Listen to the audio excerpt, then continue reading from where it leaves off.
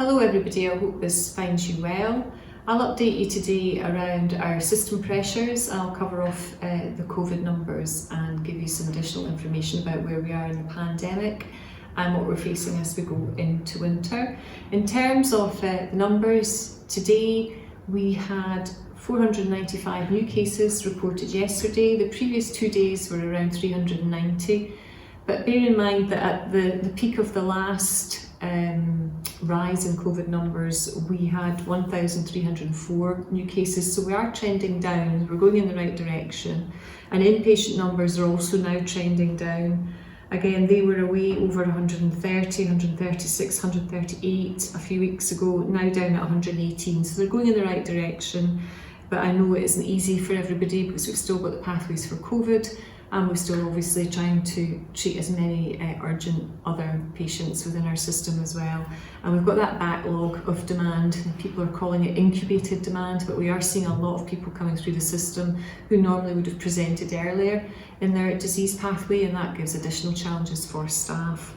So I appreciate that staff are under huge pressure, and in particular our emergency departments are at this time under huge pressure. So we have been communicating that around the system to make sure everybody is aware and everybody knows who to turn to get the best out of our NHS service. So we're doing that through social media, and we're also sending a wee note around GPs today just to make them aware of the system pressures that we have, in particular at our front door.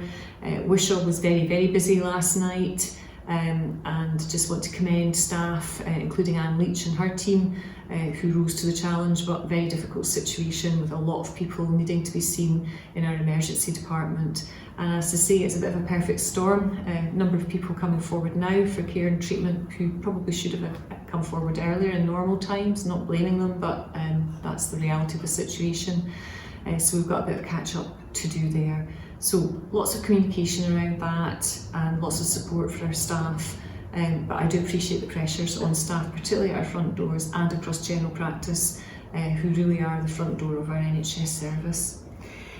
Just wanted to finish off on a positive note. Our team within gynaecology have done a lot of work to streamline patient care pathways, and I heard this work reported at a quality improvement event done virtually a few months ago, and was very impressed with what they've done, because they've essentially set up a one-stop shop for women who are presenting with gynaecological conditions, and that saves women coming up several times to the hospital and just gives them a one-stop analysis, support and intervention if it's needed.